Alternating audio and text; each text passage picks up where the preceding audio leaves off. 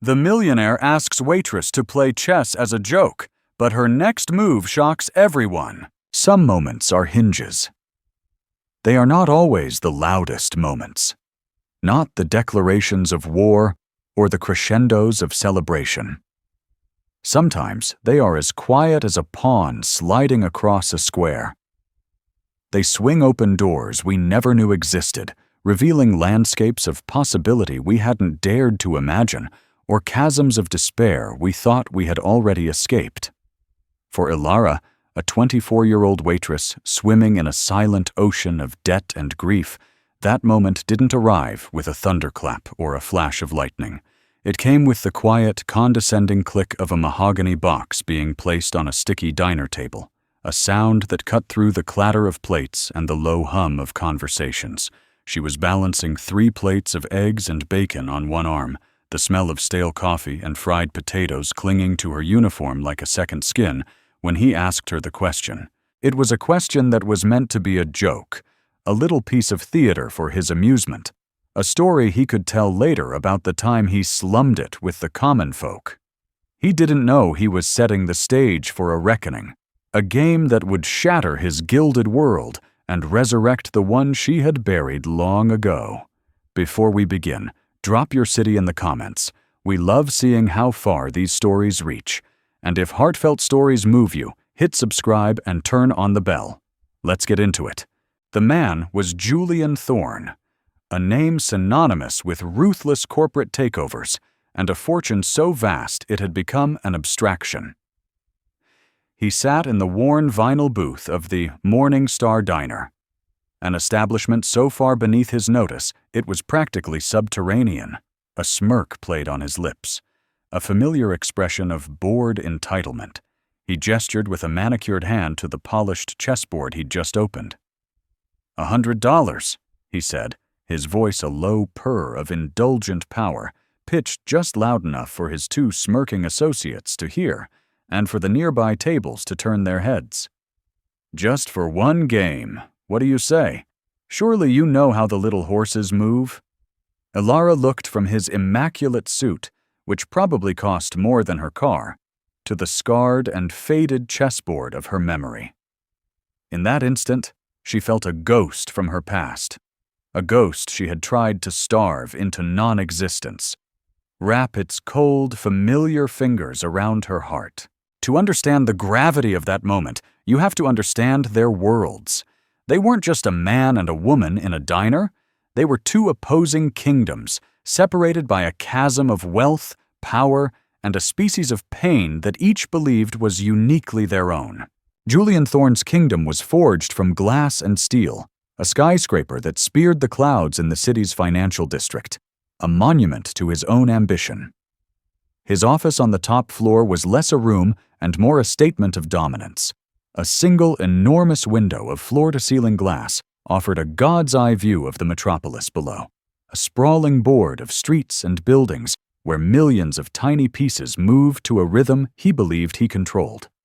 His desk was a slab of black marble, obsessively clean, holding nothing but a phone, a tablet, and a small, exquisite chess set made of hand-carved ivory, the pieces cool and heavy, like little tombstones. Chess was more than a game to Julian. It was a microcosm of life, the only honest religion he recognized. In chess, there were kings and pawns, strategy and sacrifice. There was no luck, no sentiment, no excuses, only logic. Cold, hard, and absolute. He'd built his empire on that brutal principle. He saw competitors, partners, and employees not as people with hopes and fears, but as pieces with specific functions, predictable moves, and acceptable losses. And he was always the king, untouchable, orchestrating everything from a distance, insulated from the consequences. His sister Victoria was the only one who saw the cracks in his armor. She was the head of the Thorne Foundation, the philanthropic arm of the company that Julian treated as a necessary, if tiresome, PR expense. "You're going to the Old North District today, aren't you?" she asked him that morning, standing in the doorway of his sterile office. She was elegant and sharp, her tailored dress a stark contrast to his severe suit, but her eyes held a perpetual concern for the brother she loved but barely understood. "Surveying a new acquisition," Julian said, not looking up from a holographic projection of the city grid on his tablet. "That entire block is a relic. Economically stagnant. Time to bring it into the 21st century." His plan was to raze the block of old brick buildings and erect a new, gleaming tower of condos. "The Morning Star Diner is on that block," Victoria said softly. "Dad used to take us there sometimes for milkshakes. Before everything." The before hung in the air between them, a reference to their father's messy public downfall, a story of hubris and ruin that Julian had spent his life trying to rewrite with his own success. Julian's fingers tightened on the edge of his tablet. "Sentiment is a liability, Victoria. It's a flaw in the code. You, of all people, should know that." "It's also what makes us human," she retorted, her voice firm. "Just be careful. Those aren't just properties on your screen, Julian. They're people's lives, their homes, their memories." He finally looked up, his gaze like ice. "The world is a chessboard, Victoria, and on that board, there are no people. There are only assets and obstacles. Forgetting, that is how you lose."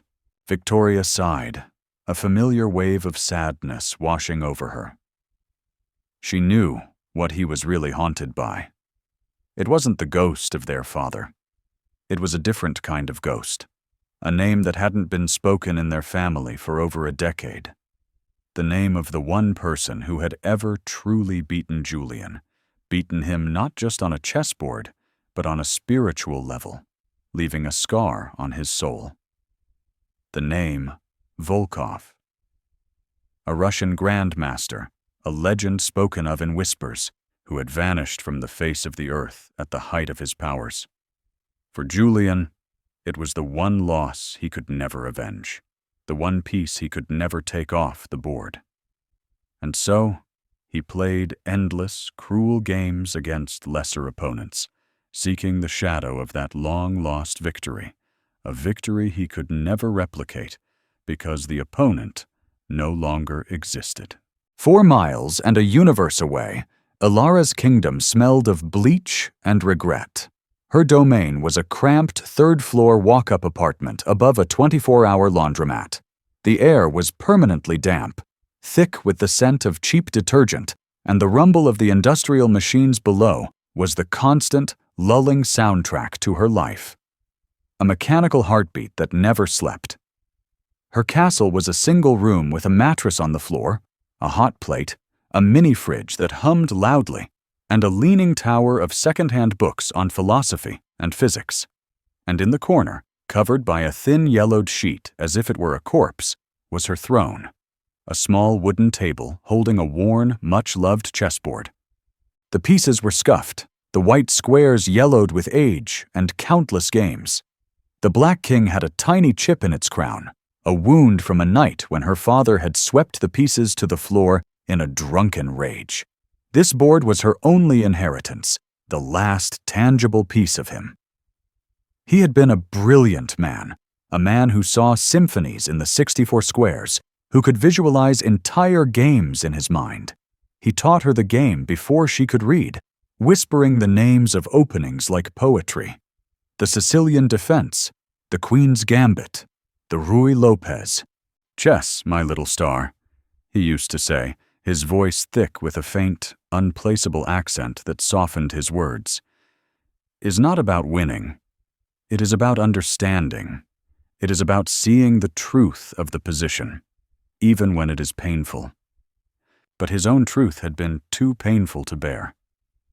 He was a man haunted by shadows she never understood, memories of a past life he refused to speak of. He drank to quiet them, but the alcohol only gave them louder voices. The brilliance faded, replaced by a fog of broken promises and mounting debt. He'd worked as a janitor, a handyman, a dishwasher, anything to keep them afloat, his genius hidden beneath a cloak of shame and failure. He died 2 years ago of a heart that had simply given up, leaving Alara with nothing but the chipped king, the dusty board, and a mountain of medical bills and predatory loans that felt like a physical weight on her shoulders. So she worked. Double shifts at the Morning Star Diner, a place of simple comforts for people with complicated lives. Her boss, Marco, a stout man with a kind heart and permanent sauce stains on his apron, was the closest thing she had to family. He saw past the tired waitress facade. "You rid too much, Alara," he'd grumble affectionately, refilling the salt shakers alongside her. "Big books with big words. You should be in a university, not slinging hash for guys who think tipping $1 is generous." "The University of Life pays better, Marco," she'd reply with a weak, practiced smile. But the truth was, it didn't. Every paycheck was a frantic triage, most of it devoured by interest payments to collectors who were anything but kind. She was a pawn, trapped on the first rank, with no clear path forward. She hadn't touched her father's chessboard since he died. The memories were too sharp, the pain too close. The game was a reminder of the genius he'd wasted, and the promise she felt she'd broken. The promise to be brilliant, to not let the world crush her as it had crushed him. Chess was the language of her grief, and for 2 years, she had chosen silence. Until today, when Julian Thorne and his associates walked into the diner, a chill of displacement followed them. They were like wolves in a sheep pen, their expensive suits and predatory smiles sucking the warmth and easy chatter from the room. They chose her section, of course. Alara plastered on her professional smile, took their order for coffee they would barely drink, and tried to ignore their condescending tones. And then, Julian pulled out the board. The polished mahogany gleamed under the cheap fluorescent lights, a stark contrast to the worn-out familiarity of the diner. It was a challenge, a piece of performance art. A rich man, bored, looking to make a point about his own superiority in a place where he was, by his own definition, slumming it. He laid the trap with casual arrogance, a crisp $100 bill placed neatly on the edge of the board, a pittance for him, a week's worth of groceries, and a dent in her electric bill for her.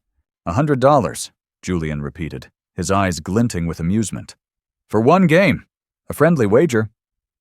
His friends snickered into their coffee cups. One of them, a lean man with the eyes of a shark, leaned in. "Go on, take him up on it. The boss loves a good game." Marco, from behind the counter, shot Alara a worried, protective look. He started to walk over, ready to tell them to take their money and their attitudes elsewhere. But Alara gave him a subtle shake of her head. Something inside her had stirred. It wasn't pride. Not exactly. It was a flicker of the old fire, the part of her that belonged to her father, the part that knew this language. It was the part of her that understood the 64 squares. "Fine," she said, her voice surprisingly steady, cutting through their derisive laughter. She wiped her hands on her apron, a gesture of settling herself. "But my break is only 15 minutes. Julian's smirk widened. This was perfect. "I assure you," he said, gesturing for her to sit in the booth opposite him. "It won't take that long." Alara sat down.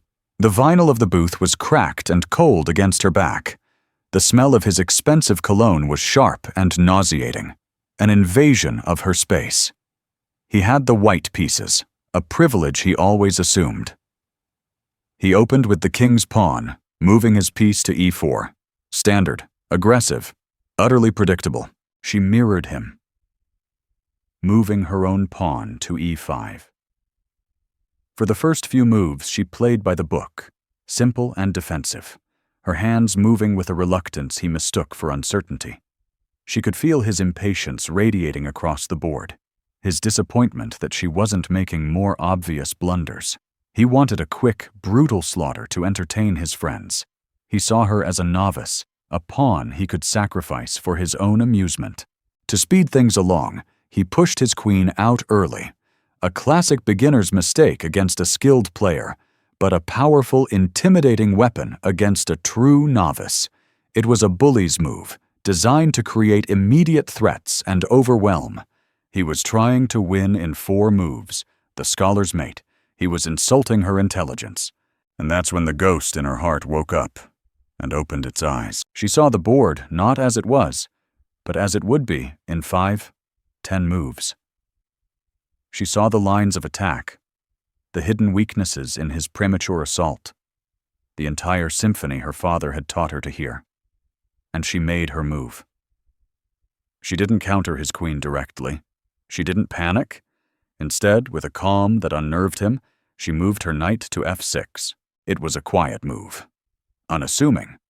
But to a player like Julian, it was a thunderclap. It wasn't just a defense, it was the opening of the Petrov defense, also known as the Russian game. A sophisticated, complex, and deeply respected system used by grandmasters to neutralize early aggression and seize the initiative. It was a move that said, "I see you. I know what you are, and I am not afraid." Julian's smirk faltered, then vanished. His eyes narrowed. He looked at her, truly looked at her, for the first time. He saw the tired waitress uniform, the faint shadow of exhaustion under her eyes. But now he also saw a flicker of something else in their depths, something deep and still and dangerous. He abandoned his cheap attack, and his game became serious. The snickering from his friends died down, replaced by confused silence. The quiet clatter of the diner, the scraping of forks, and the murmur of conversation faded into a dull roar. There was only the board. Julian played with a cold, calculated precision, the same style that had crushed corporate giants. He launched a blistering attack on her kingside. He sacrificed a bishop to rip open the files around her king, a brilliant, terrifying move that would make most players panic and crumble. But Ilara didn't crumble. She met his attack with a defense so solid it was like watching water erode stone. She gave up material, but never position. She moved with a strange, sad grace, as if she were mourning every piece she lost, but knew it was a necessary sacrifice. Her father's voice was in her ear, a whisper from the past. Sometimes you must bleed to win the war. The 15 minutes were long gone. Marco stood watching, mesmerized, a dish towel forgotten in his hand. The other patrons of the diner, the truck drivers and the construction workers and the regulars, had gathered around, silent. They were no longer watching a joke. They were watching a battle. Julian was sweating. A single bead trickled down his temple, and he angrily wiped it away. This wasn't supposed to happen. He was playing against a ghost, a style of play he hadn't seen in years. It was positional, patient, profound. It was terrifyingly familiar. It reminded him, of Volkov. He was in a trap. He didn't even see it until the jaws snapped shut. Her quiet knight move from 10 turns ago, the one that seemed so passive and defensive, was now the linchpin of a devastating counterattack. His queen was overextended. His king was trapped. He looked at the board, his mind racing, his world-class intellect desperately searching for an escape. There was none. In 3 moves, he would be in checkmate.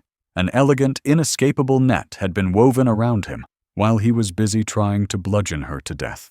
He looked up at Ilara. Her face was calm, her eyes filled with a sorrowful depth he couldn't comprehend. She wasn't gloating. She wasn't even smiling. She just looked sad, as if this victory brought her no joy.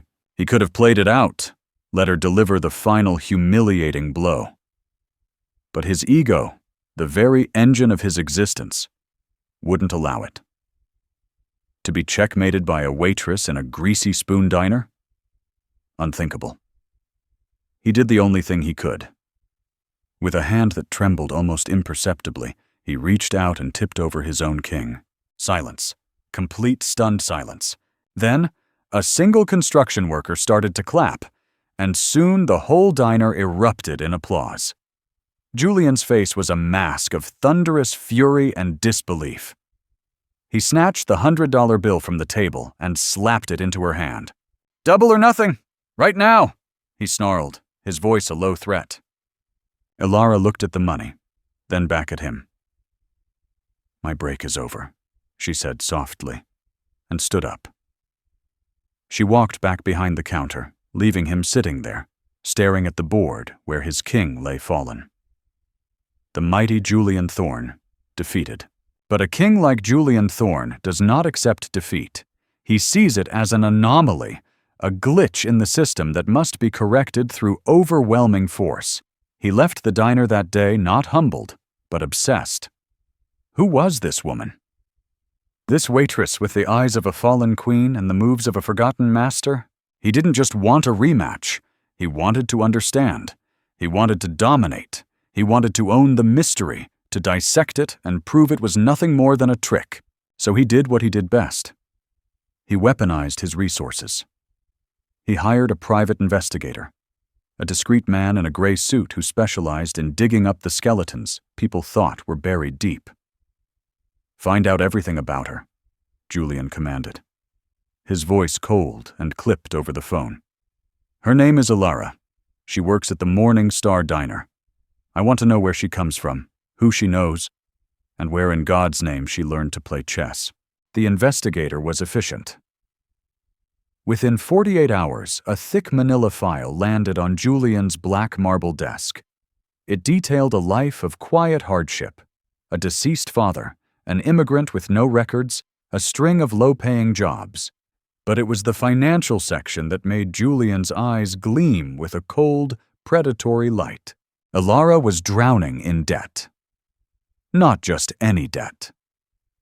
Her father, in his final years, had accrued massive medical bills from a private clinic and had taken out high-interest personal loans from shady lenders to cover them.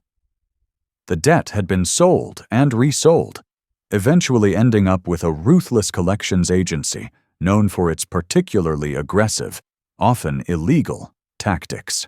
The report detailed the harassment, the threatening letters filled with legal jargon, the constant phone calls at all hours. It painted a picture of a young woman being slowly and systematically crushed by a weight she could never hope to lift. For anyone else, this would be a story of tragedy. For Julian, it was a story of opportunity. It was leverage. It was the key to getting exactly what he wanted. He made a single phone call to his legal department. Within an hour, he had bought her debt. All of it. For pennies on the dollar. He was no longer just the man she'd beaten at chess. He was now her creditor. He owned her past, and with it, he intended to own her future. The next day, Ilara wasn't greeted by a threatening call from the collection agency. She was greeted by a courier in a crisp uniform, delivering a single, thick envelope. Inside, on heavy cream-colored stationery bearing the Thorne Industries letterhead, was a contract. It was not a request, it was a summons. It stipulated a public chess match, Julian Thorne versus Ilara, to be held in the grand ballroom of the Thorne Tower in 1 month's time. There would be press, a live stream, and a grand prize of $250,000. If she won, the prize money was hers, and her entire debt, which the letter gleefully detailed to the exact cent, would be forgiven. But if she lost, she would owe him the full, inflated value of the debt, and she would be contracted to work for him in any capacity he saw fit for 1 year. To pay it off, it wasn't a chess match. It was a public execution. It was an indenture contract, a slave contract, dressed up in the language of a game. It was cruel. It was brilliant. It was pure Julian Thorne. At the bottom of the contract was a handwritten note from Julian himself, in sharp, angry black ink. "You can't hide in a diner forever. Let's see what you're really made of. Let's play a real game." Ilara's hands trembled as she held the paper. This was the injustice. The betrayal. He hadn't just come after her. He'd weaponized her deepest wound, her father's legacy of debt and failure, against her. He had taken the one pure thing she had left, her skill at a game her father loved, and twisted it into a tool for her own humiliation and servitude. She sank onto her mattress, the contract in her hand, the rumble of the laundromat below sounding like the slow, grinding gears of a trap closing around her. She looked over at the corner, at the sheet-covered table. For the first time in 2 years, with a sense of dread and grim determination, she walked over and pulled the sheet away. The dusty, worn chessboard seemed to mock her. The chipped black king stared up at her, a silent accusation. Her father's voice echoed in her memory, no longer a comforting whisper, but a stark command. See the truth, even when it is painful. The truth was, she had no choice. Julian Thorne had declared war, and the battlefield was the 64 squares. The month that followed was a crucible. Time seemed to both stretch and compress. Ilara quit one of her 2 jobs at the diner, a terrifying leap of faith that left her with almost no income. Marco didn't just understand. He pressed a wad of cash into her hand from his own pocket. "This is not a loan, it is an investment," he'd said, his voice thick with emotion. "You go fight your dragon, Ilara. This place will be here." Her tiny apartment transformed into a war room. She pinned pages from her father's old chess notebooks to the wall until the cheap floral wallpaper was completely obscured. They were filled with his elegant, spidery handwriting, detailing complex variations, annotations of famous games, and strange, philosophical musings on the nature of strategy. It was a conversation with a ghost, and she slowly began to understand his language again. "The pawn is the soul of chess," one note read. "It does not move backward.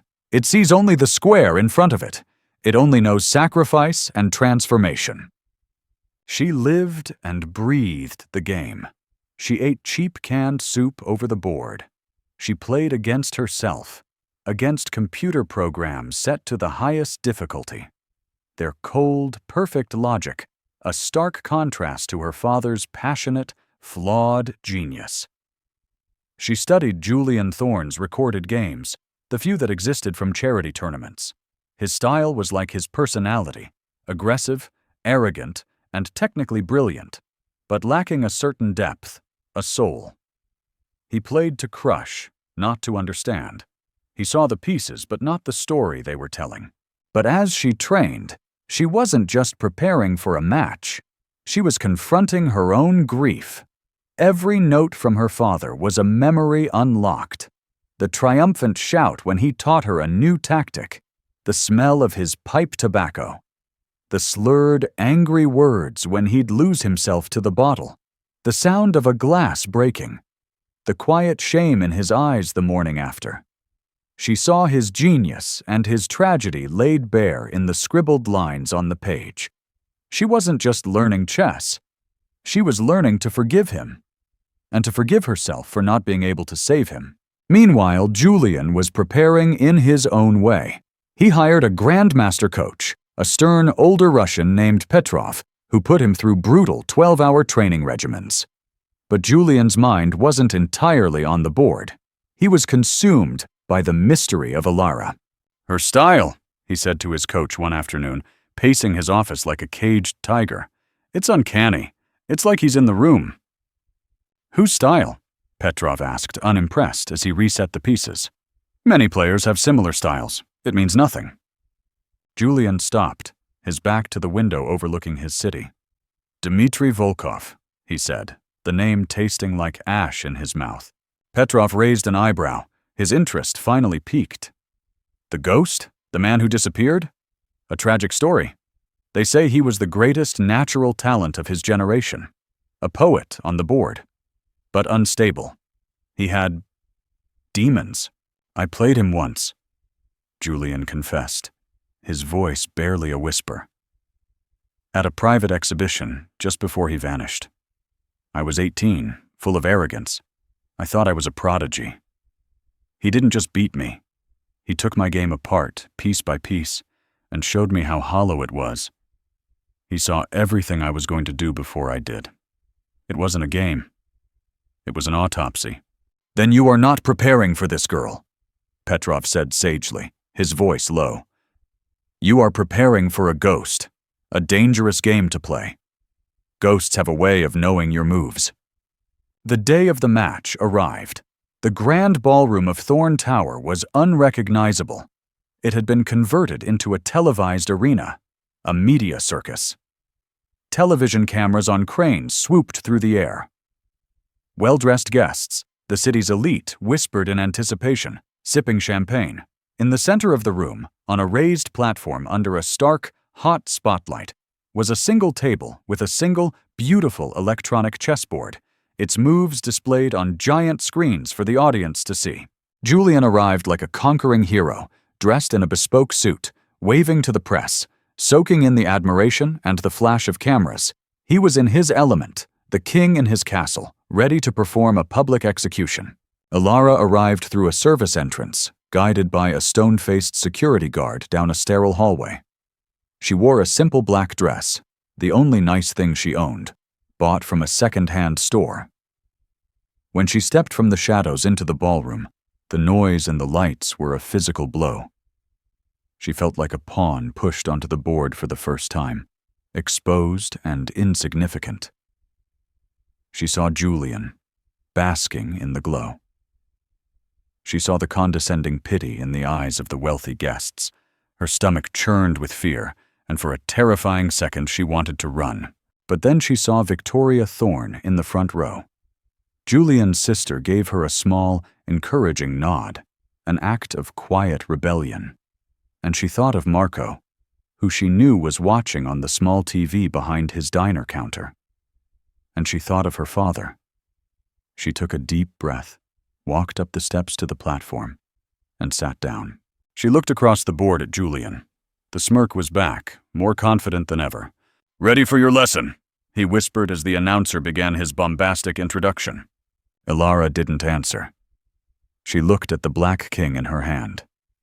The pawn does not move backward.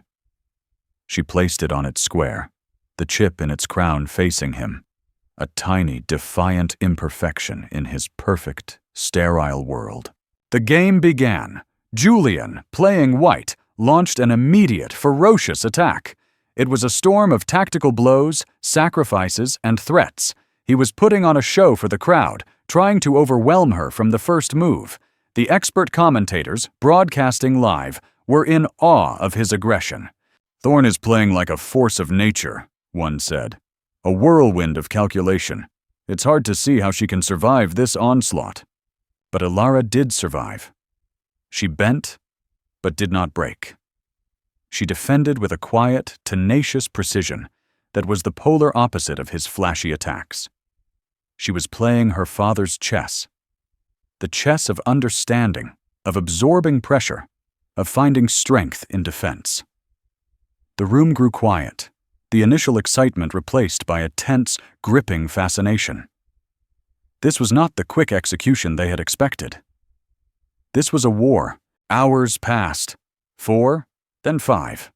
The game was a masterpiece of tension. Julian's attack slowly ran out of steam against her stonewall defense, like waves crashing against a cliff. Frustration, a fatal emotion in chess, began to creep into his game. He was making tiny, almost imperceptible mistakes, driven by his simmering rage that she would not simply lie down and die. The game reached a critical juncture.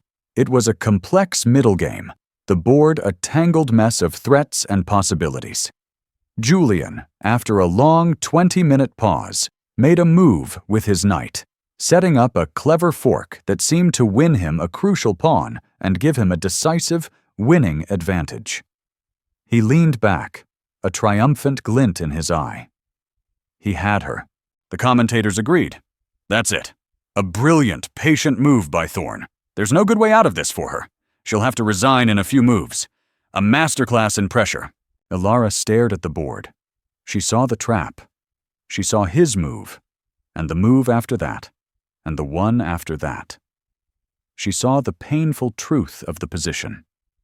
And she heard her father's voice, not as a whisper, but clear as a bell. Sometimes the most powerful move is the one you don't make. She looked up from the board, directly into Julian's eyes. Her own eyes were clear, no longer filled with fear or sadness. They were filled with a calm, terrifying certainty. The air in the grand ballroom was thick with expectation. The crowd, the commentators, Julian himself, they all waited for her to move a piece, to walk into the elegant trap he had so expertly laid. Instead, she spoke. Her voice was quiet, but carried by the small microphone clipped to her dress, it echoed through the silent ballroom like a judgment. "You play like a man fighting a ghost," she said, her gaze unwavering, pinning him to his chair. Julian flinched as if struck. The smirk on his face dissolved into confusion, then anger. "What did you say?" he hissed, his composure cracking. "Make your move." "The Volkov game," she continued, her voice gaining strength, each word a carefully placed piece in her final attack. "You're still playing it. You've been playing it your whole life. You attack without subtlety because he beat you with defense. You crave absolute control because he showed you that you had none. You build skyscrapers because he made you feel small." The crowd murmured in confusion, whispering to each other. "Who's Volkov?"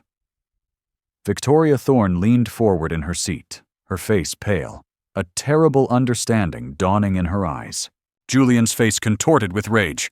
"You know nothing. You read a file. Make your move." "Oh, I know everything," Ilara said. And now there was a profound sadness in her voice, a grief that was not just for her, but for him too. "I know he was a genius who was hounded by his own country, who saw the game he loved turned into a political weapon. I know he was a man who broke under the pressure, who ran away to try and find peace, to be a father, to be a normal man named Alexei." She paused and looked at the chipped black king on the board. "I know his demons followed him. I know he tried to hide his brilliance in the bottom of a bottle. And I know he died full of regret, leaving his daughter behind to clean up the mess." The pieces of the puzzle began to click into place in Julian's mind, creating a picture so impossible, so monstrous, that his brain refused to accept it. The familiar style of play, the Russian defense, the uncanny understanding of his psychology, the name Volkov. He stared at her, at the waitress from the Greasy Spoon Diner, and a horrifying suspicion began to dawn, a truth so profound it threatened to unmake him. "My father's name wasn't on the loan documents you bought," Ilara said, her voice now trembling with the weight of the secret she had carried her whole life. "He lived under an alias to protect me, to protect himself from the people he ran from. But his real name was Dmitry Volkov." Narrator. It was as if a bomb had gone off in the silent room. A collective gasp rippled through the audience. The commentators were speechless, staring blankly at their monitors. Victoria Thorne brought a hand to her mouth, her eyes wide with shocked understanding and a sudden deep horror. But no one was more shattered than Julian. The world tilted on its axis. The floor seemed to drop out from beneath him. This wasn't a rematch against a ghost. He was playing the ghost's daughter. The obsession that had driven him for more than a decade, the failure that had defined his every success, the specter that had haunted his every victory. It was all embodied in the young woman sitting across from him. He realized with a sickening, soul-crushing clarity that he hadn't just tried to humiliate a waitress. He had desecrated the memory of his greatest rival by persecuting his child. The man whose genius he secretly worshipped, he had spent the last month trying to enslave his daughter over a debt her father incurred trying to stay alive. He wasn't just playing a game of chess. He was committing a sacrilege. His carefully constructed world, his empire of logic and control, crumbled into dust. He looked at the board, but the pieces were just meaningless shapes of wood and plastic. He looked at Ilara, and he didn't see a pawn. He saw a queen, forged in fire and grief, who had come to claim her birthright. He had based his entire strategy on the assumption that she was a copy of her father, a pale imitation. but looking into her eyes, he saw he was wrong. She wasn't just repeating Volkov's moves. She had absorbed them, understood them, and transcended them. She had her father's genius, but it was tempered with a strength born of hardship that her father never possessed. She wasn't an echo. She was the evolution. And in that moment of horrifying revelation, he saw the truth of the board. The knight move he had been so proud of wasn't a winning move. It was a fatal blunder. It wasn't a trap for her. It was a trap for him. Ilara's revelation had broken him. The arrogance was gone, replaced by a hollow, vacant stare. He was no longer playing the game. He was lost in the ruins of his own history, a king wandering a battlefield after the war was already lost. And now Ilara made her move. She didn't take the pawn he had offered as bait. She didn't respond to his immediate threat. She made a move on the other side of the board. A quiet move. A single pawn push, sliding one square forward. It seemed completely unrelated to the complex tactical battle raging in the center. To the audience, it was baffling. The commentators, still reeling, were confused. I don't understand that move, one stammered into his microphone. It seems to do nothing. It ignores the threat completely. Is she cracking under the pressure? But Julian saw it, and it was more terrifying than any direct attack. It was a move of pure, cold, patient truth. It didn't solve her immediate problem. It created a new, unstoppable one for him. 10 moves down the line. It was a move that showed she was not just reacting to him. She was seeing the entire board, the entire future of the game, a future he was now blind to. It was a move that said, "Your attack is irrelevant. Your threats are noise. The game is already over. You just don't know it yet." It was the most profound move he had ever seen. More profound than any move Volkov had made against him. It was the move of a true master. He played on mechanically, a puppet whose strings had been cut. His every move was now forced, a pathetic response to her suffocating control. She guided him, steered him, relentlessly and gracefully, toward the fate she had ordained with that single, quiet pawn push. The giant screens above displayed the unfolding tragedy for all to see. His defenses were stripped away, not with brutal force, but with a surgical precision that was both beautiful and terrible to watch. His powerful queen was traded for a lowly bishop. His knights were driven to the edge of the board, rendered useless. Finally, only a few pieces remained. His king, exposed and pathetic, scurrying across the board like a frightened insect trying to escape its fate. Her pieces, a coordinated hunting pack, a queen and a rook, closing in for the kill. She paused, her queen poised to deliver the final blow. She looked at him, at the broken man staring at his own pale reflection in the polished board. There was no triumph in her eyes, only a deep, resonant empathy. She understood him now. She saw the scared, arrogant 18-year-old boy who had been intellectually dismantled by her father and had spent his entire adult life trying to rebuild his shattered ego.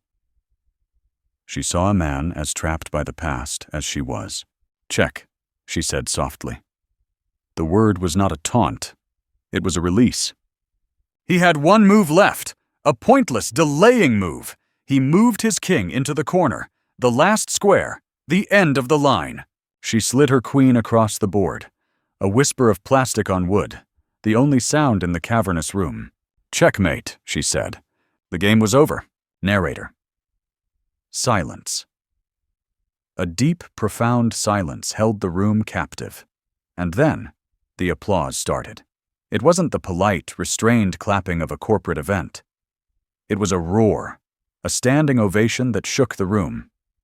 It was for her, for the waitress, the orphan, the pawn who had crossed the board and become a queen. Julian didn't seem to hear it. He sat frozen, staring at the final position. The checkmate was elegant, almost poetic in its brutal simplicity. He finally lifted his head and looked at Alara, his eyes red-rimmed and glistening. The mask was gone. For the first time, she saw the real Julian Thorne, a man humbled, broken, and strangely free. He stood up, his movements stiff. He walked around the table, and in front of the world's cameras he extended his hand. "Thank you," he whispered, his voice hoarse with emotion he hadn't allowed himself to feel in years. "For the lesson." Alara shook his hand. His grip was weak, trembling. In that handshake, a silent treaty was signed. The war was over. The aftermath was a whirlwind. The story was everywhere, on every news channel and blog. The Waitress Queen, Thorne's Gambit, Volkov's Ghost. Alara was famous overnight. The prize money was transferred to her account, and the first thing she did was walk into the Morning Star diner and hand Marco a check that paid him back tenfold, with enough left over to renovate the entire diner and take a long vacation. The indenture contract and the debt it represented was publicly torn up by a grim-faced Victoria Thorne at a press conference, where she also announced a full review of Thorne Industries' aggressive acquisition policies. Julian disappeared from public view. He stepped down as CEO of Thorne Industries, handing the reins over to his sister, an act no one thought possible. Rumors swirled, a nervous breakdown, a retreat to a private monastery in the Alps. The truth was simpler and far more difficult. He was learning how to be a person again, not just a player. He spent his days in quiet reflection, reading philosophy, walking in the woods, and talking with Victoria, truly talking, for the first time in years. He was dismantling the fortress he had built around his heart, stone by painful stone, but Alara didn't want the fame. She politely refused the offers for professional contracts, book deals, and morning show interviews. The game had never been about that. It was about honoring her father and freeing herself from the twin prisons of his debt and her grief. 6 months later, in the same North District neighborhood that Julian had once planned to demolish, a new sign was hung above the door of the old, abandoned community hall. In simple, elegant letters, it read, "The Volkov Club." Alara had used the rest of the money to buy and renovate the building. She'd transformed it into a free, welcoming chess club for the neighborhood kids. It was a warm, bright space, filled with cheap, durable tables and dozens of chess sets of all shapes and sizes. The walls were decorated not with pictures of grim-faced grandmasters, but with the smiling photos of the kids who came to play. She taught them what her father had taught her. That chess wasn't about winning, but about understanding, about seeing the beauty of the logic. She was giving them the gift he had given her, but without the shadows, without the pain. One crisp autumn afternoon, as she was showing a small, wide-eyed girl with pigtails how to properly move a knight. It moves in an L shape, like a little jump. The door to the club opened, a bell tinkling softly. Julian Thorne stood there. He was thinner, and he wore simple jeans and a gray sweater, not a suit. The arrogance was gone from his posture, replaced by a quiet, hesitant humility. He looked around the room, at the joyful chaos of kids learning the game, and a small, genuine smile touched his lips. He walked over to Alara. The little girl looked up at him nervously, intimidated by the stranger. "Can I help you?" Alara asked, her voice even, without malice or triumph. I don't know," Julian said, his voice hesitant, as if he were learning a new language. "My sister, Victoria. She's redirecting the Foundation's resources. We're canceling the skyscraper project. We're going to invest in the community here instead. Affordable housing, a new park, school funding." He trailed off, looking at the board. "That's good to hear," Alara said simply. He finally met her eyes. They were filled with an emotion he was just beginning to understand. Remorse. "I know I'm sorry is not enough. It will never be enough. What I did, it was unforgivable. But I want to try and make amends, not with money, with action." He gestured vaguely at the room, at the happy noise. I was wondering if you needed any help. I can clean the boards, set up the pieces. I was told I make a very good janitor." A flicker of a self-deprecating smile, the first honest one she'd ever seen from him. Ilara looked at him for a long moment. She saw the truth in his eyes. He wasn't playing a game anymore. She smiled, a real warm smile that reached her eyes. "We have an odd number of players today," she said, nodding to the empty chair opposite the little girl he had interrupted. "She needs a partner." Julian looked at the chair, then at the little girl, and then back at Ilara. A flicker of the old fear crossed his face. The primal fear of losing. But then it was replaced by something else. Acceptance. He slowly sat down, the chair creaking under his weight. The little girl looked at him, then at Ilara, her eyes wide. "Don't worry," Ilara said to her, patting her shoulder reassuringly. "He's still learning." And so, the game began again. But this time, it was different. There was no prize money, no audience, no ego. There was only a worn chessboard in a sunlit room, a humbled king, a true queen, and a little pawn just learning how to move. And in that quiet, unassuming game, a powerful life lesson echoed across the 64 squares. True victory isn't about checkmating your opponent. It's about finding the grace to sit down at the board, across from your own ghosts, and learning how to play again.